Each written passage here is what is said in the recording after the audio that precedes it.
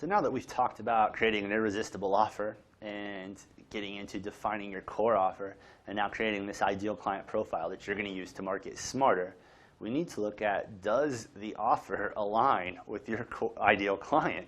And that's really important, because if we have this separation between your ideal client profile and what you're calling your offer or your front-end offer or your core offer, then there's going to be this gap that you're going to have to cross, and it's going to make your marketing a lot less effective. So I've got some notes here that I'm going to reference as I go through. I'm going to try to give you some examples of where you can use your ideal client profile to kind of audit and see if your offer is really appealing and attractive to this ideal client. So the very first thing is, where do they hang out? And so this is important. If you remember back to our marketing principles and what are the most important things to know when we're talking about the basically essentials of marketing, one of the things was place, right? It was the 4 Ps. And so if you know the 4 Ps, then you know place is one of them.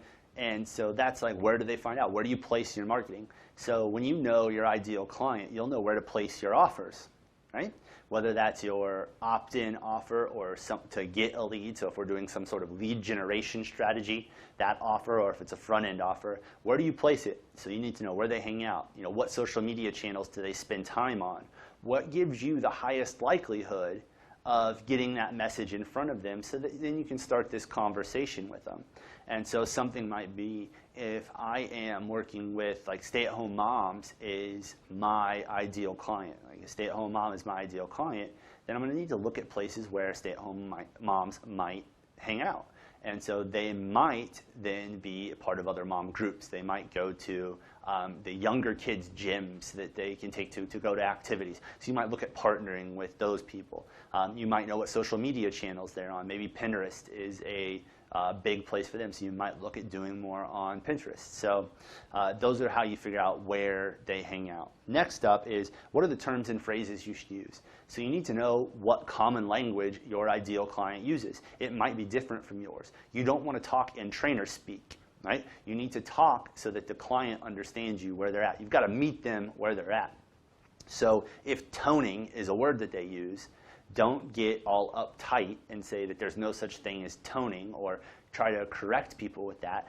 Actually use toning in your marketing. There's absolutely nothing wrong with that, because it's going to attract the right type of person, right? So you have to know the terms and phrases that you should use. From there, what branding will appeal to them? So what are the colors? What types of images? And that's what I'm talking about with branding, not just your logo. What colors? What images? All of that. What font style? Is it edgy branding, or is it need to be a little bit softer? You need to align all of that with your ideal client, and that's going to fall into your offer. Then what type of content is going to attract them?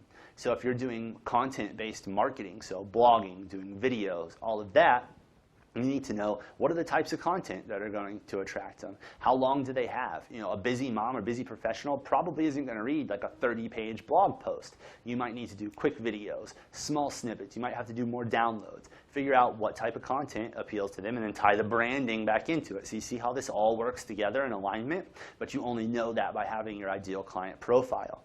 Next up, what are their biggest needs? So this is how you create your front-end offer, and we've got an awesome worksheet for you on this that you can go through. But what are their biggest needs? What do they want? So what's the thing that they say, this is my biggest challenge and I have to accomplish this? When you know that, you can create an awesome front-end offer that will attract more people into your business. You've got to know what their needs are, what their frustrations, what are those challenges. Because when you know that, you can overcome all of those things, and you're not going to run into as many obstacles for people giving you objections for starting something or losing people along the way. So you're speaking directly to them. Next up, how do they like to communicate? So if we talk about a baby boomer population, they may or may not be into email. They may or may not be into social media or Facebook, right? You need to know that. Maybe direct mail is a better approach to communicating with them. Maybe you need to do a newsletter. Maybe for millennials, if you're working with a younger crowd, texting might work best. Snapchat might work best, like fast. They don't have a big attention span, right? So you need to understand, how do they want to be communicated with? Do they appreciate video, or do they want emails? So knowing that will tell you, how do I get my message to you, and how do I continue that conversation once you're into my sales pipeline? Then, where can you find them? We talked about that. Where do you place your offers? So where are they hanging out? Where can you get your message in front? What's their price ceiling? This is an important one. How sensitive to price are they? Some people on a budget will be very sensitive to price. They're looking for a moderate range option, and you can build as much value as you want in the world, but to someone that just can't afford a $500 a month in training, if that's your market, you've outpriced yourself. There's nothing you can do about that. You're going to have a really, really small market with that. So you have to know what their price ceiling is, what's their sensitivity to price, and that's going to help you determine what you do with your offer and how you present that. And then focus on their story when you're planning out your marketing. So know all of the things that they've been through, and that's, again, I reiterate this point, is that the ideal client profile should tell this story about who you're trying to target with your marketing, who you're trying to speak to.